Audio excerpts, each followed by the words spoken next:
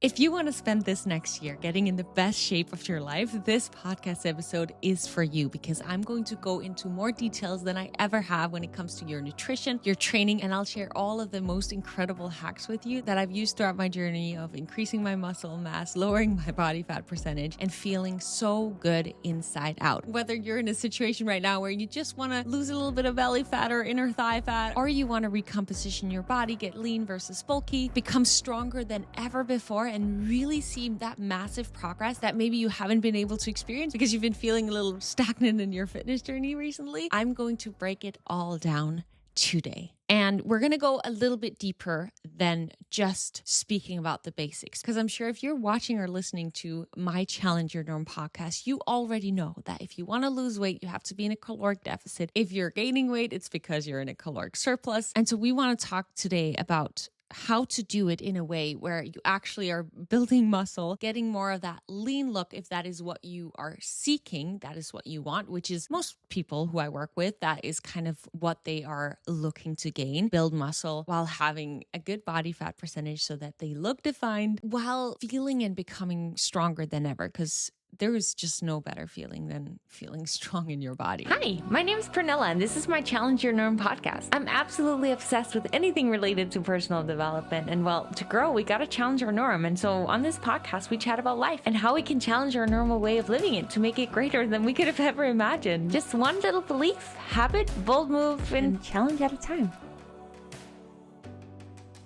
To start off, before we get into the nutritional aspect, let's just speak about cardio and weight training for a second, because I believe that a lot of us women are grown up to believe that we have to do a lot of cardio. We have to lift lighter weights because first of all, we don't want to look bulky. We want to be skinny, which I'm so proud of what has happened over the past few years, where it's become more the trend for women to also gain strength and become more strong. And I've had a lot of clients who've done a ton of cardio and focused on those lighter weights if they have been lifting weights and just not seen any progress. But then when I give them an actual progressive overload weight training program, that is when they start seeing results. That's when they start actually seeing their body change, feeling much stronger and capable, because as we all know, when we feel ourselves be super strong and give our all and do things that we previously thought we weren't capable of doing physically, it compounds effects into all areas of our life. We show up with more confidence and we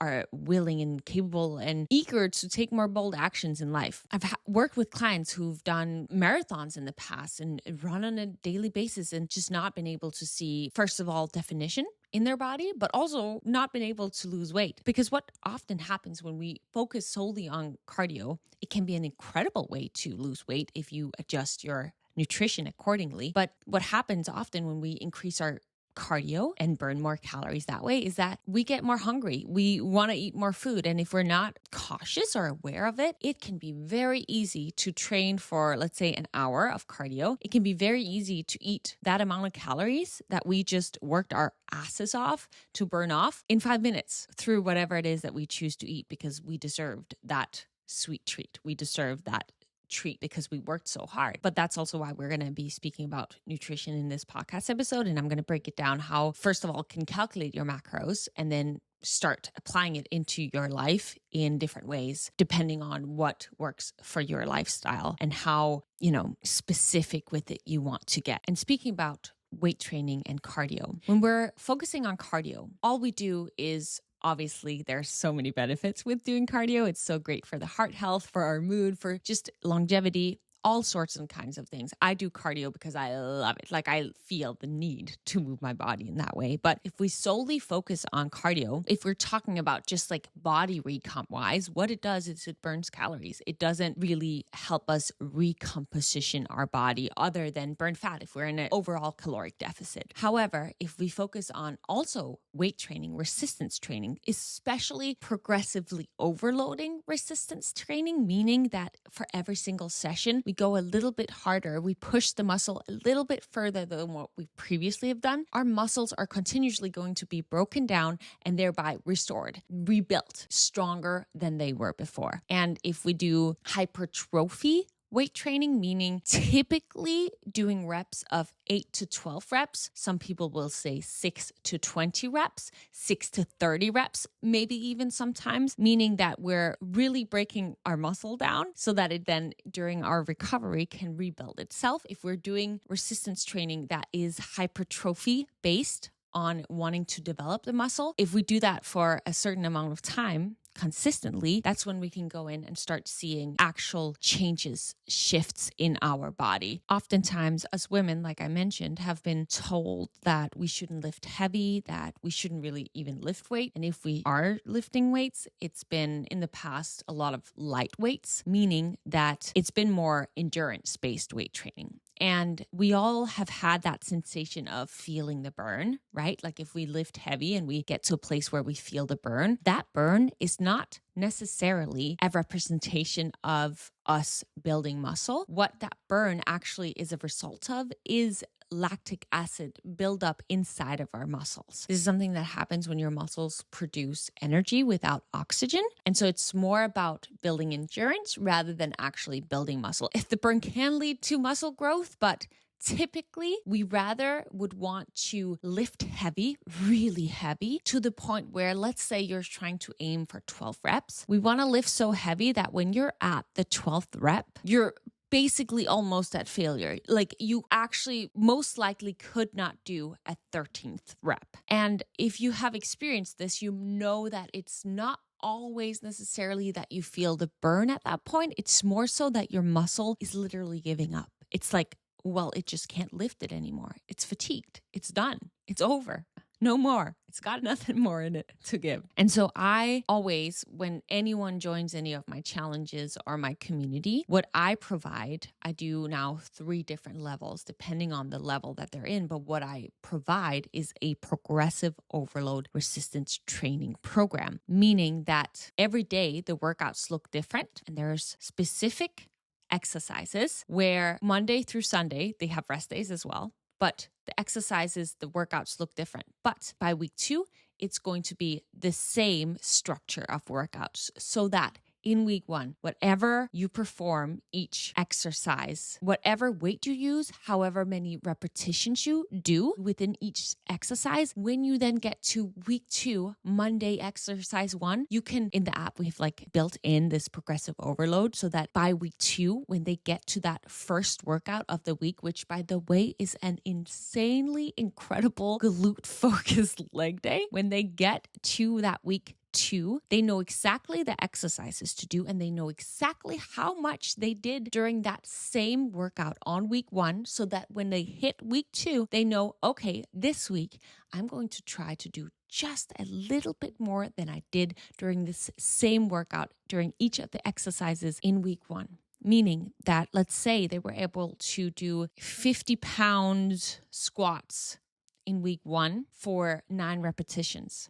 This week, I explained it in detail, but just to give you an overall idea of what a progressive overload training program looks like. This week, they are going to go with that same 50 pounds, but they're going to aim for 10 reps or maybe even 11 reps so that they do 1 or 2 additional reps than what they did in the previous workout. That means that they're pushing their muscles further than what they did during that first week. And I explain in detail exactly how to do that in the program, but I think you get a general idea of how you can go about doing that. And you can join my program, you can create your own workout program, you can pick any workout program, but I just suggest that when you approach a workout program, that you incorporate this progressive overload. For a couple of years, I'd gotten in shape at a certain time in my life after having committed to getting in shape. And then I'd gotten to a certain level and I kind of forgot about using progressive overload. And every time I went to the gym, I would just kind of do what I felt like doing. But the problem with that is that our brain will often give up before what we actually are capable of doing. And when you write down specifically what it is and how much it is that you're doing, you can't trick yourself yourself into believing that you're done after, let's say, the 9 reps of the 12 pounds, just like last week, because you already have it written down that this is what you did last week. So this time you're going to force yourself to push yourself past what it is that you previously did. And our brain is so good at keeping us safe, not doing anything too hard. So if we write it down, we're forced to push our body past what it previously was able to do. And that's something for a while, I just kind of did what I felt like doing, and I wasn't making progress because of it. And every time I've seen the most progress, it's because I've been very intentional about applying progressive overload. And there's so many different ways that you can apply it. You can also apply it by bettering your form, by increasing the time under tension, as in slowing down the speed of the way that you are doing the workout program. It can be that you're incorporating an additional exercise for that workout. It can be that you're changing up exercises, but every time it is just getting harder and harder. And I want to share another time in my life where I had kind of been stagnant for a couple of months in my training. And then I was living in Huntington Beach at the time. And I had been in Denmark for the summer, and I got inspired by all the different group classes that there were in Denmark, because they are so good here. They're really they really push you. And when I came back to Huntington Beach, I decided I wanted to find somewhere that I could join these group classes. But I wanted to make sure that it was somewhere where I could adjust the weight, so I could make it as hard as possible and not have to follow another group. Like, I really wanted to push myself. I wanted to make sure that it was worth of my time. And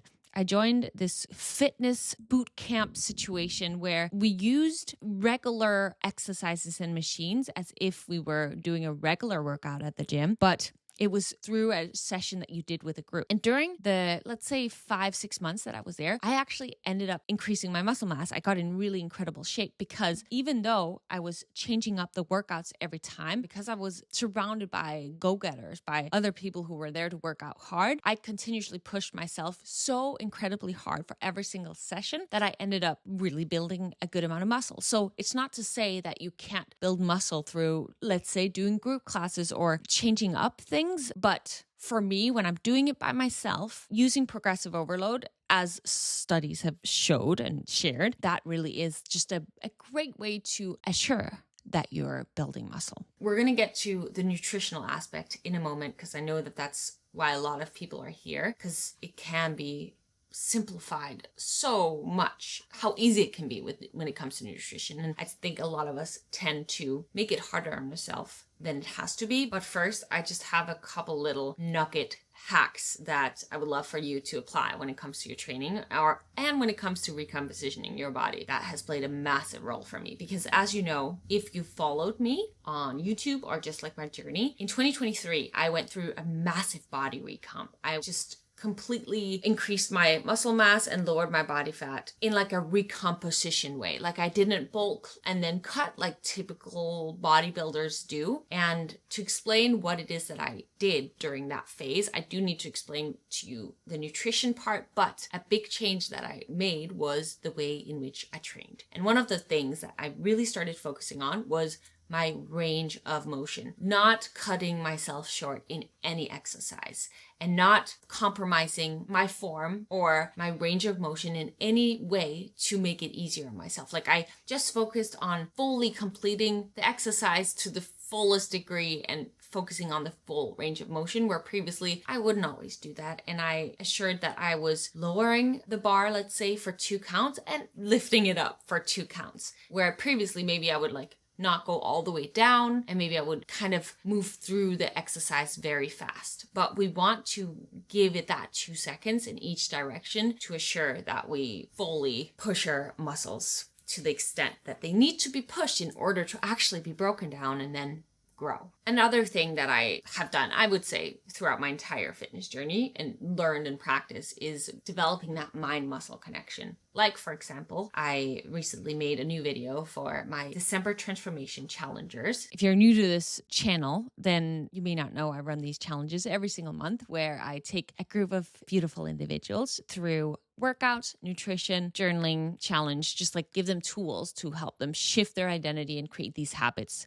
that really will help them succeed long term, which so many of these beautiful people have been with me since I started this, and I've watched their growth and evolution, and it's just been wildly impressive and just so fulfilling for me. And we're running a January challenge if you want to join, and we'll run a new challenge every single month after that as well. The workouts are new every time. I developed a new journaling challenge for this New Year's, which is called Design Your Dream Life. And there's also a meditation incorporated, and it's just, oh my goodness, so freaking good. So if you want to join either January, February, March, whenever you see this podcast, I'll put the link below for you to join. And we also go through all of this in even more detail than I'm able to in this podcast episode, and in like a more structured way. So it's not just like all over the place, as I feel like I am a little bit in this episode. But what I meant to say is that I created a video a couple of days ago explaining, for example, how to develop more mind-muscle connection when it comes to developing your glutes in exercises like deadlifts or hip thrusts, split squats, how you can activate your glutes before a leg day so that you can feel your glutes more. And just to give you a couple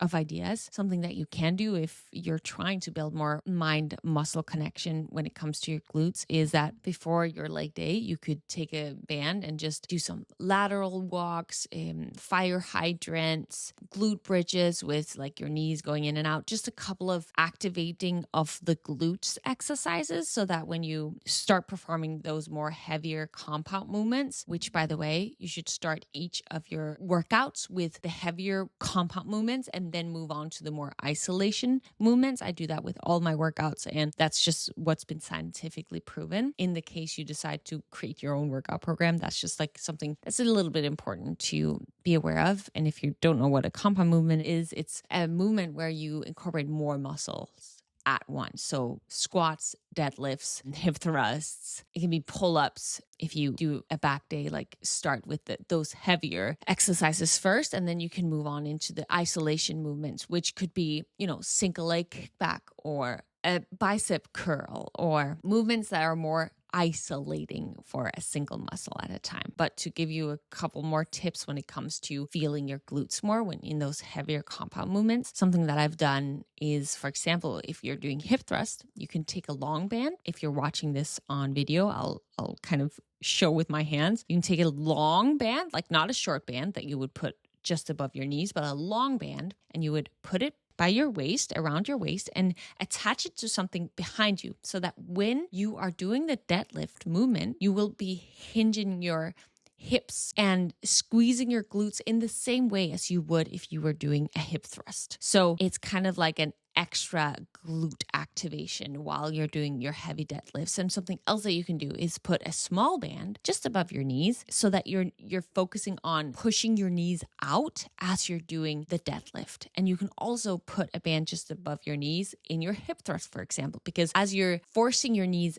outward as you're doing the hip thrust, you're just going to feel that burn so much more while you're doing the hip thrust. So those are just a couple of ideas that you could try out to build more of that mind muscle connection when it comes to your glutes. But you can do little tweaks like that for all muscles. Like if you're doing pull downs for your back, for example, if you don't really feel it in your back, but you feel it in your arms, maybe you want to lower the weight so that you can try your best to really squeeze your back as you're doing that lat pull down. And sometimes it's just about doing the exercises a little bit lighter to try to activate those muscles and play around with like a slower speed, incorporating bands. There's so many different things that you can do to start building that mind muscle connection. But with that, I also want to say that if you look at some of the people that have the absolute most biggest glutes in the entire world, like bodybuilders, male bodybuilders that don't necessarily do hip thrusts, but they do really heavy squats, right? Even though you potentially don't feel your glutes in an exercise, when you're performing an exercise as heavy as, for example, deep squats, you may not necessarily feel your glutes, but trust me, they are working. I started seeing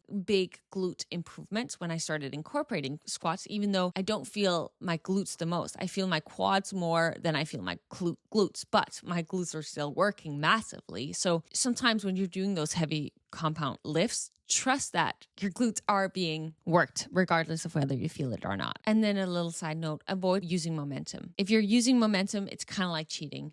Don't use the momentum. Keep the exercise slow and controlled. Yes, if for the last 2 reps, for example, you need to use momentum in order for you to actually lift the weight, that's fine. But for the first reps, like, you do not want to use momentum. You're really just cheating yourself. And now, before we get into the nutritional aspect of this podcast episode, I've gotten a bunch of reoccurring questions. So I just want to quickly go through them so that anyone who is uncertain about certain things can gain massive clarity now. One of them being, but I have to do cardio to lose weight, right? And no, you do not need to do cardio. As I mentioned in the beginning of the podcast, we all know that a caloric deficit is what's needed for you to lose weight. However, if you do more cardio, you'll burn more calories. So if you're aware of your nutrition, which we'll get into how you can calculate how much food you do need to lose weight in just a moment. If you're on top of that, then yes, cardio can be super helpful, but it's not necessary.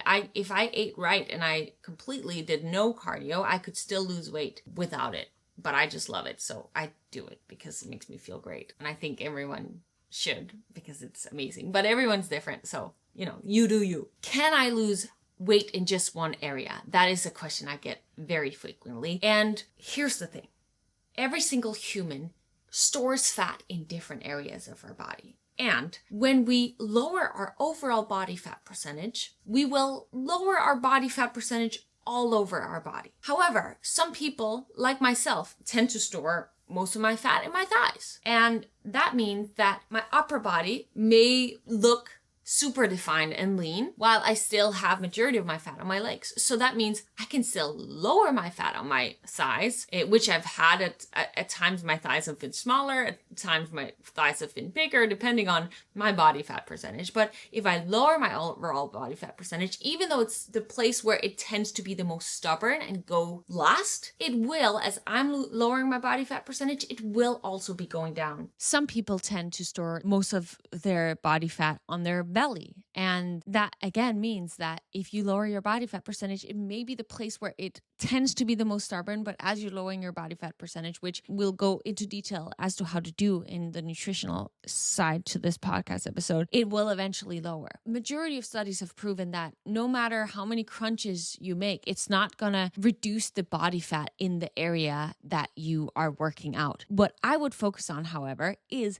building overall muscle mass, because with more muscle overall, your metabolism is going to go up because you're going to naturally burn more calories at rest because you have more muscle, and more muscle burns more calories at rest. And it will just help you lower your body fat percentage the higher your muscle mass is. I, for instance, at this moment am heavier than I've been in a long time. I'm as heavy as I was at one point of my, let's call it, young 20s. However, my body proportion, even though I'm the same weight, looks very different than back in the day. I've also been heavier than I am now. When I was at my heaviest, I was definitely heavier. But at certain times of my life, I was the same weight as I am now. But because my overall muscle mass is so much higher today, I first of all look smaller because muscle is just smaller. If you've seen some of my shorts or reels or my YouTube channel even, I had like 5 pounds of fat versus 5 pounds of muscle. And I showed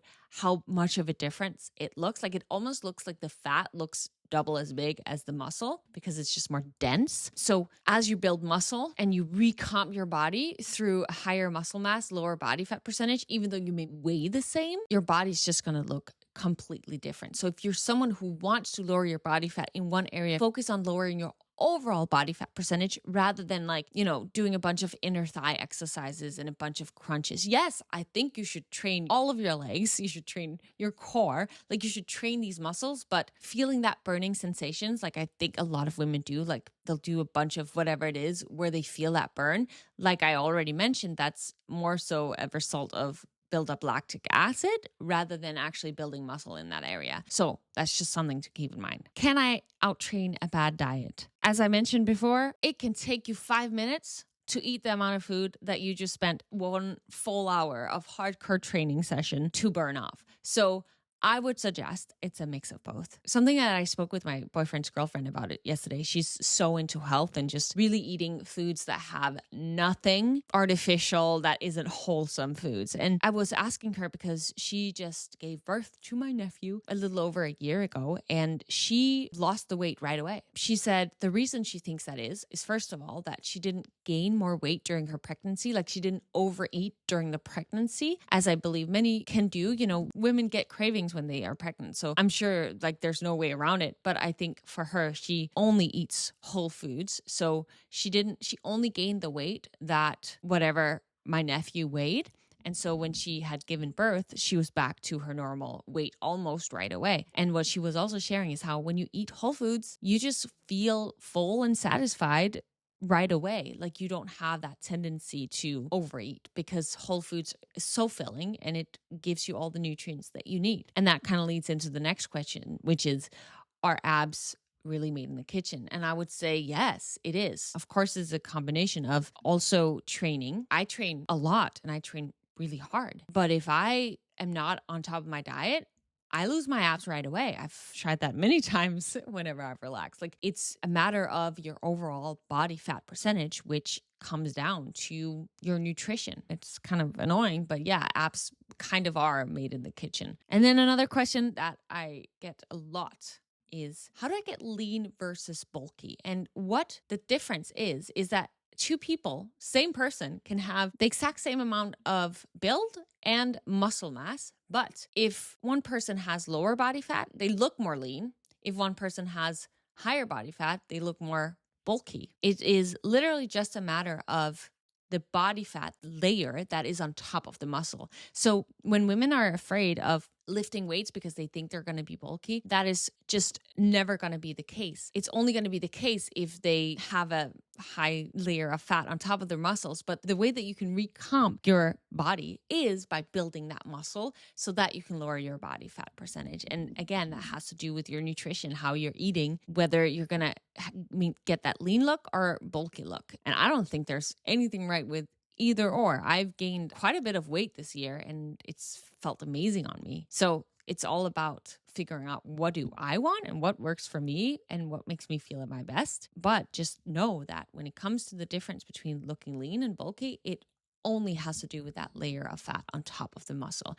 Because building muscle, big muscle, it is so hard. Like, it's not like you're going to go into the gym and lift a little bit of weight and you're just suddenly going to be bulky. Nah. It does not go like that. No, no, no. I can't seem to grow my booty is the last question. And it's something that I have had a hard time with. I think we all have our things that are easier to develop than others. For me, my upper body, I built strength so quickly. I'm also very strong. I've been training for a long time. Like, I've been doing something for it, but it's a lot easier for me to build muscle in my upper body than it is my lower body. And my family just has a little bit of a flat ass. So I, for a long time, thought I couldn't, but little by little, I've been seeing progress. And what I've really noticed this year is being in a little bit of caloric surplus or eating a little bit more food allows my muscles to build. And since having gained a little bit more weight, I've gained a lot of weight/muscle in my glutes.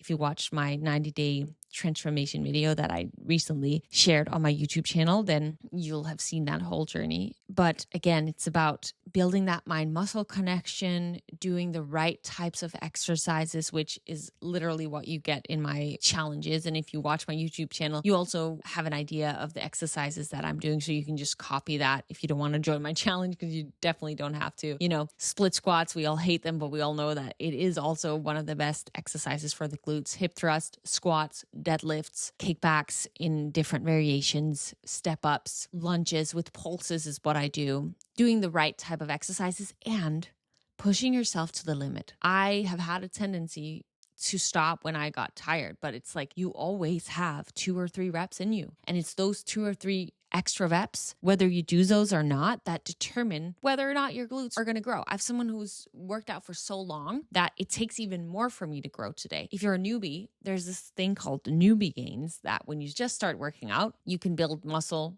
pretty quick, easy, fast. The more you've worked out, it's harder to make progress than before when you were a beginner. So you really do have to do those additional reps if you want to grow continuously. And now something that a lot of people share with me is that, oh, I've taken so many rest days, I feel like I may as well quit, or it's like now I may as well just like wait till next month or whatever. Something I really try to focus and hone in on in my challenges is give my challengers daily habits, tiny habits. And the journaling challenge especially helps them shift their identity and step into that future version of themselves that has already created this dream life, this dream state of health that they want to create. Because I believe so much that if we believe we're an athlete, or we believe we're healthy, or we believe whatever it is that we want to create into our life when we've set this fitness goal, if we believe we already are that, we're going to take the aligned actions that assures that we make it, that we make that happen. But if we believe continuously that we are lazy, or we can't keep the promises that we make to ourselves, if that's our deep grained belief, of course we're not going to show up when we don't feel like it, because we already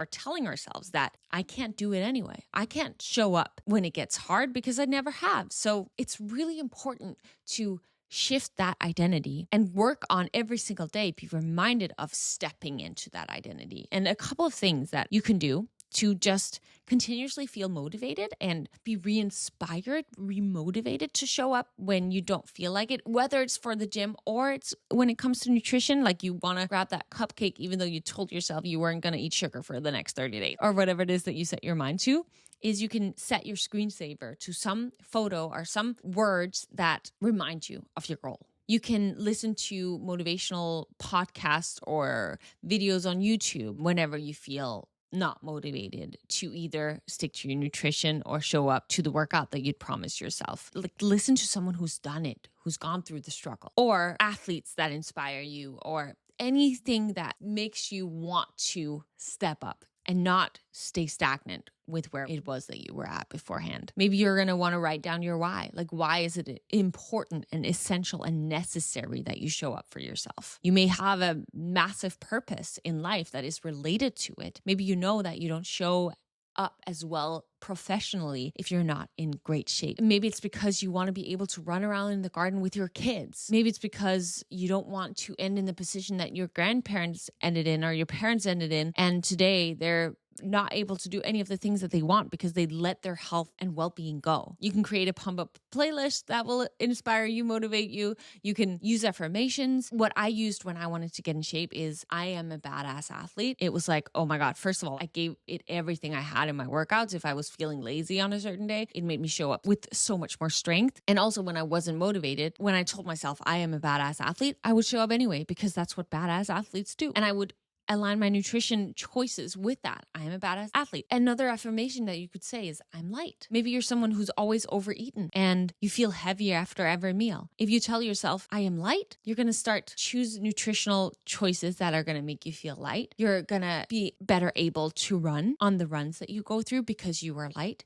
The more you say these things to yourself, you repeat it to yourself and show up for yourself in this aligned way, the more your brain is going to believe it. We can rewire our brain. It is scientifically proven. So we have to say the things to ourselves, but we also have to take aligned action. And that combination, I believe, is so powerful. And it's not like for me, for example, now I'm in great shape. Now I never have to struggle with nutrition again. No. I freaking love sugar. I love sugar. So I have to continuously be intentional about making sure that I'm aligning my actions with what it is that I long-term want for my life. You can also set yourself a reward, habit stack, that every day after your workout, you make this delicious smoothie for yourself that you enjoy so much. Like, combine the tasks that you don't feel like doing with something that is feeling like a reward. Or if I stick to this for a month, I'm going to book myself a weekend getaway to this thing that I really want to go to. Like, set some sort of reward that you can only do if you actually do the, let's say, challenging thing that is in line with your long-term goal. Maybe you're going to want to join a fitness community like my challenge, or maybe you want to get a coach one-on-one, work with someone. And lastly, I want to share what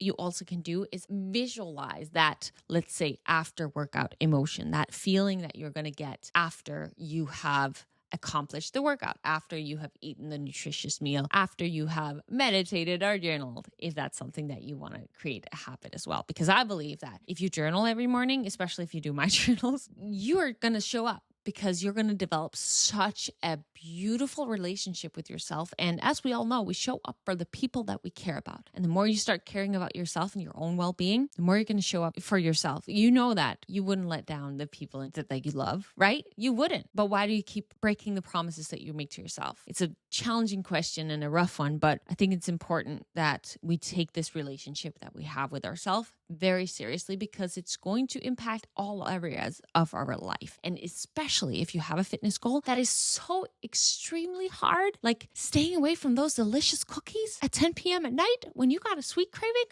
that is not easy. But if you love yourself deeply and you want the best for yourself, and you know deep down that what that is right now is to create a new level of health or fitness ability or whatever your goal is, you're more likely to keep these commitments and promises to yourself. And with all of this being said, it's so important that you have a very clear goal. I would go through the SMART goal method. In every single one of my challenge, you go through like a goal setting manual that takes you through step by step every single one of your goals when it comes to your life, overall goals, like big, massive goals. When it comes to your nutrition, to align that with that. When it comes to your training, to align that with that. Your daily habits that align you with that. With your relationships, to align you with that. With your career, to align you with that. Like, really get clear on what it is that you want for your life. This is episode 3 in my like New Year's challenge podcast episode season. So if you want to go back to my past 2 episodes, we go deep into goal setting, just like generally. This episode here is just more so when it comes to reaching your fitness goal. But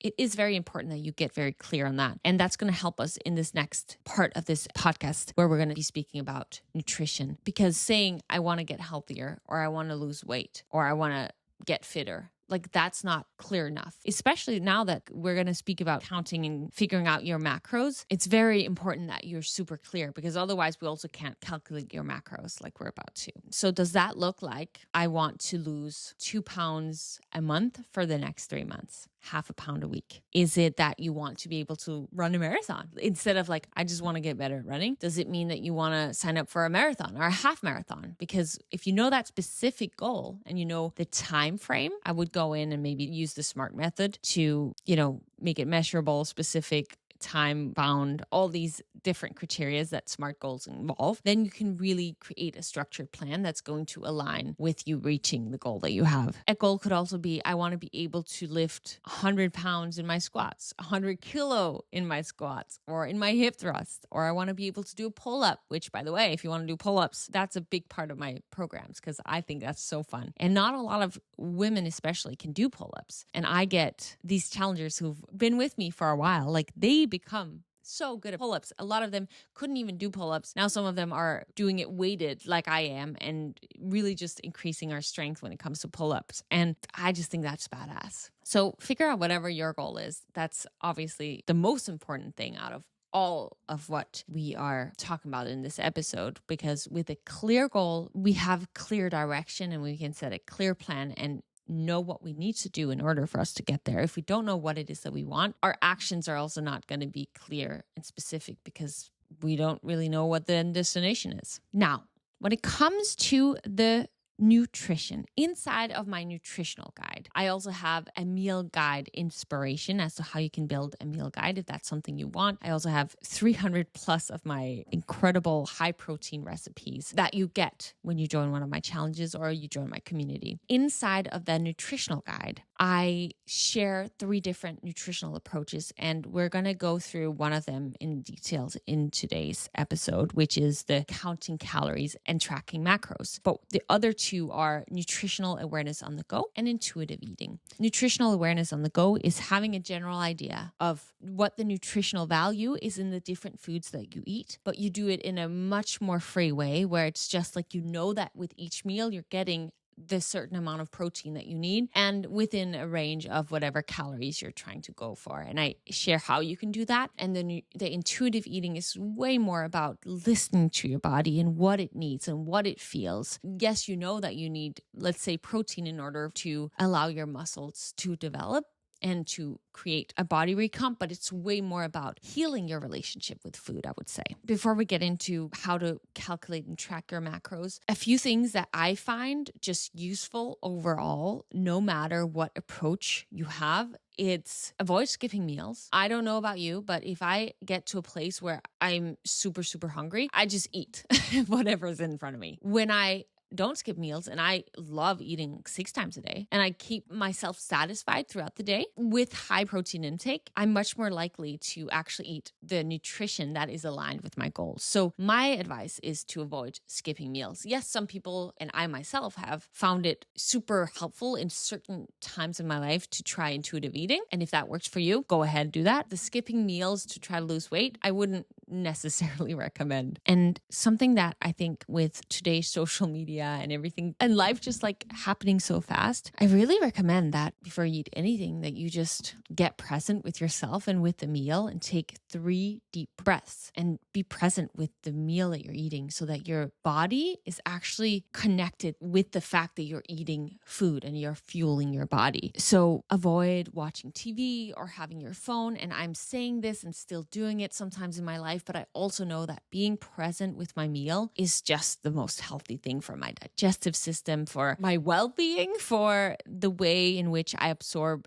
the food that I'm eating. And for anyone who wants to create healthier habits, I would recommend that you don't have foods in your house that you actually don't feel like eating. I would just give it away. I, for example, made or bought, it was 7,000 calories worth of donuts. And I didn't want to have those in my house because late at night, who knew if I'd had a rough day and my ability to say no to a donut would be challenging. So what I did is I went outside and I found a homeless person that was very happy to receive these donuts. So whatever food it is that you have around your house, get rid of it. Give it to someone who would actually appreciate it, or throw it out. Like whatever you got to do to not eat the foods that you know aren't going to make you feel good and that aren't in alignment with your long-term goals. Just make it easy on yourself. Now, binge eating is something that I thought maybe we should get into in this episode as well, but I've had other previous episodes on my podcast about this. So for this episode not to be too freaking long, I think we'll skip that for another time. But you can go back in my podcast episodes and find a couple where I speak about this topic. I made one not too long ago. And if you want future ones, make sure to subscribe because I'll definitely be speaking more on that in future episodes as well. But it really has so much to do with your emotional well-being. And a lot of us, myself included, have or still do emotionally eat. And it's a journey to heal from. And it is so possible. And for now, what I'll say is pick up the book called Alan Carr's Easy Way to Quit Emotional Eating. I've read it myself. I've given it to a lot of people who are in my challenges, and every single person that reads that book, it shifts something within them. So if this is something you struggle with, I highly recommend. All right. Last thing I'll say is stay hydrated.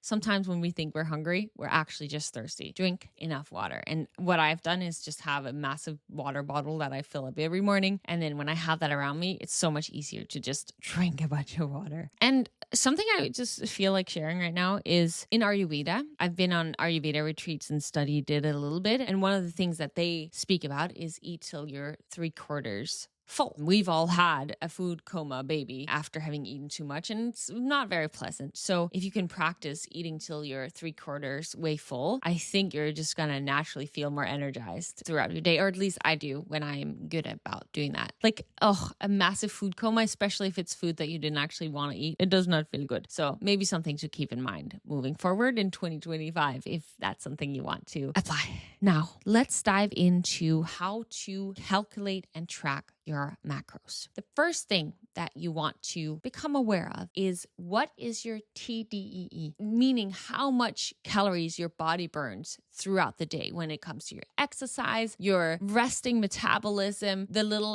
hand movements that I'm doing right now. If you're watching me on video, that burns a little bit of calories, just like what you burn through your digestion, because when you eat food and your body's digesting food, it burns calories. So what we want to figure out, to not go too nerdy into details, is what your body burns throughout the day. And there's different ways that you can do this. And everything is going to be a little bit inaccurate. You can go to a body scan, and some body scanners will be able to tell you what your TDE is. If you tell them how much you train and, your height, your weight, it measures your body fat percentage, all of that. That can give you a general idea. You can also use an online calculator that can give you a kind of estimate result. You can use a tracker like a Apple Watch or a Whoop or any type of like watch tracker. But again, it's inaccurate. And I can prove this to you big time because I have been wearing an Apple Watch for years, and I've gotten a Whoop, maybe it's 3 months ago. And they are very often 1,000 calories different. Like I'll be wearing both watches the entire day, and each watch, and my Apple Watch will maybe tell me that I burned 2,600 calories, and my Whoop watch will tell me that I burned 1,600 calories. And I'm sure it's somewhere in between that my TDEE for that day would have been, but it's just to mention that you cannot fully trust whatever it is that measures your body. Certain things are, of course, more accurate than others, but you need to figure out what yours is. And a way that you can do this is,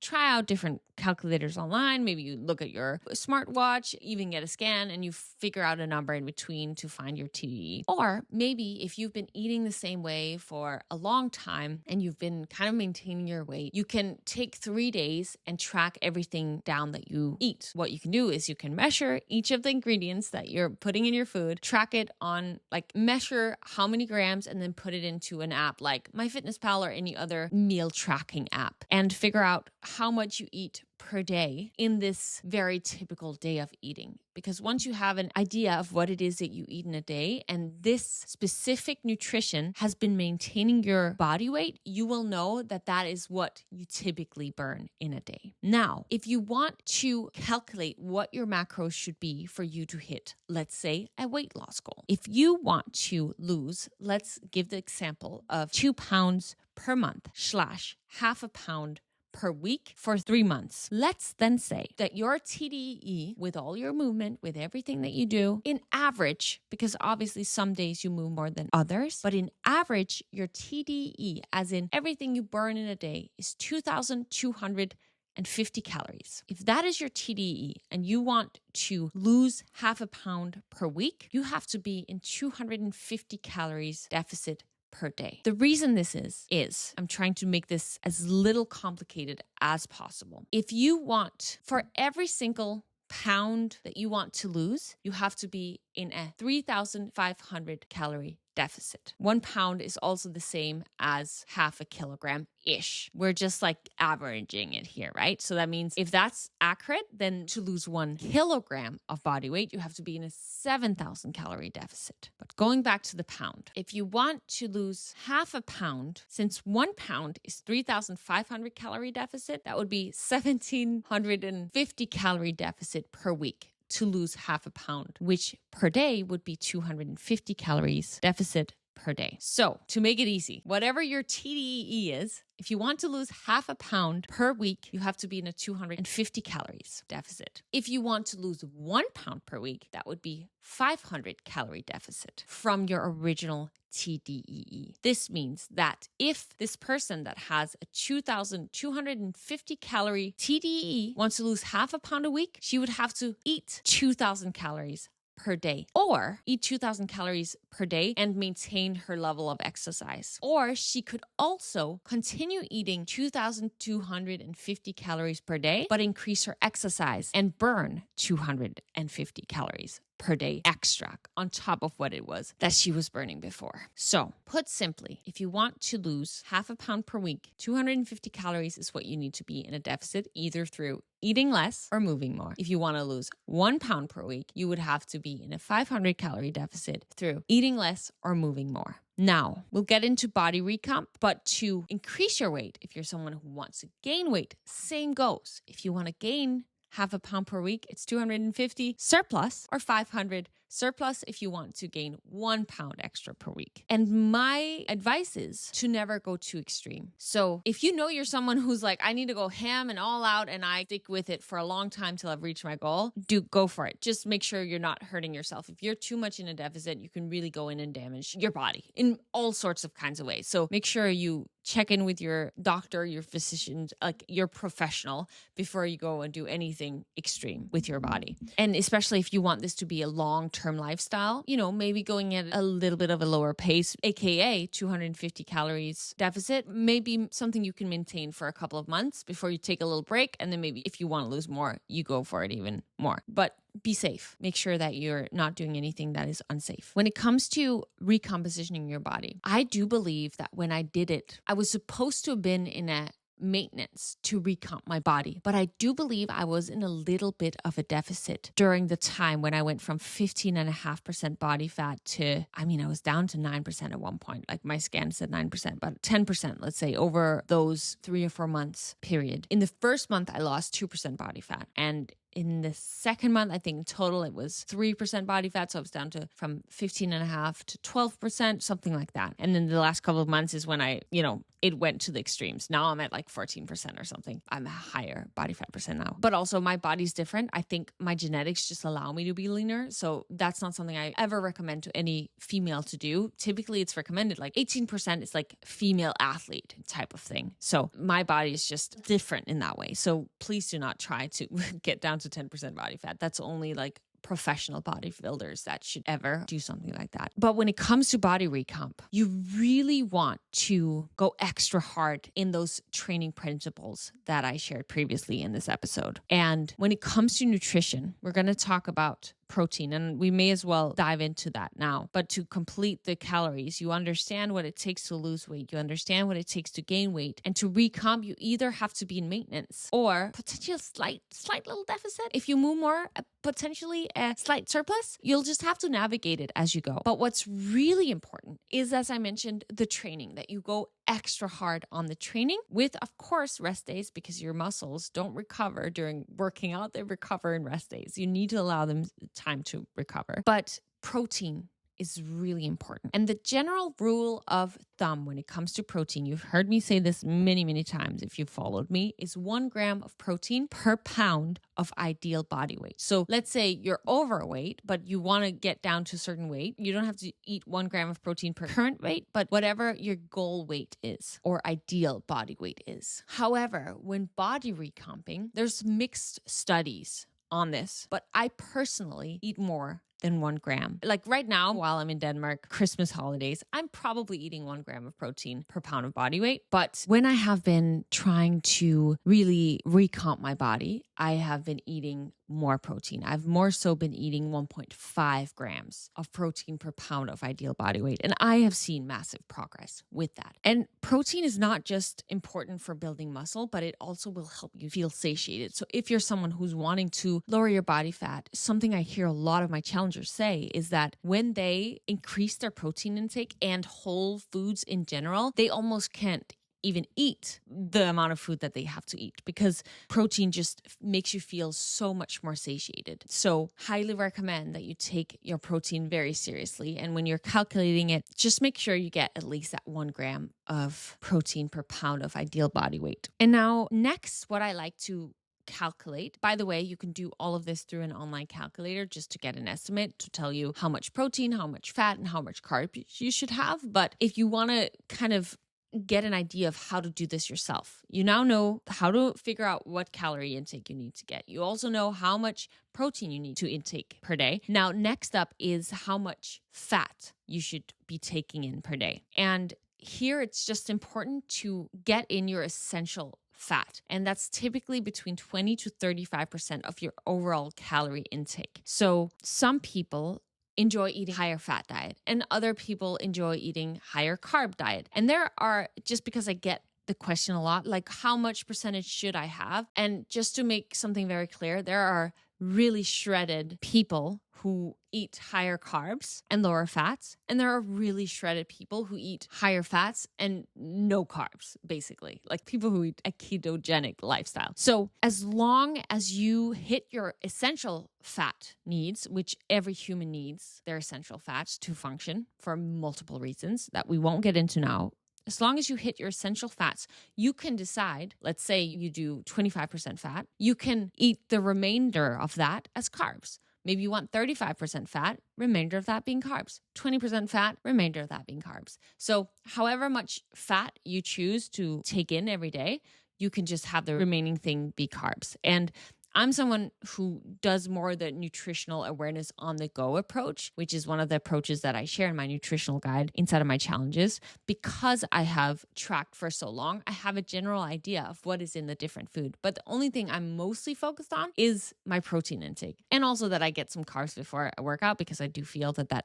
does make me feel stronger in my workout if I make sure to get in those carbs before a training session. So I switch it up. Every day looks different. My fat intakes looks different every day. My carb intake looks different every day. The only thing I'm very certain of is my protein intake. And it was like that during my recomp period as well. But I was more aware of my calorie intake during that, or whenever I've done any YouTube experience, like the 90-day challenge where I increased my weight. I was in a little bit of a bulk. I was more aware of what I was taking in during that time. So the carbs and the fat just depends on what your specific goal is. Now, if you're not seeing the results that you want, and you've been doing this for, let's say, a month, and you're not seeing your weight loss goals, that must means, or even 2 weeks, like give it more than 1 week, that's for sure, because results, water retention, there's so many factors that play a role when it comes to changing your body. But let's say after 2 weeks or a month, you're not seeing any results. If your goal is to lose weight, it may be because you've calculated your TDE wrong. And so you need to be in a bigger caloric deficit. Or if you're not gaining weight, you need to be in a bigger caloric surplus. When you have this starting point, then from there, you can adjust as you go. And what I recommend, if you're someone who wants to weigh themselves, if you have a weight loss goal every day, remember that your weight can really fluctuate, especially as a woman due to our cycle. But also just when we eat more carbs, we gain more water retention, and that has nothing to do with fat, like sodium intake from the day before. Like so many different things play a role. So what I would do is, if you weigh yourself every day, just take the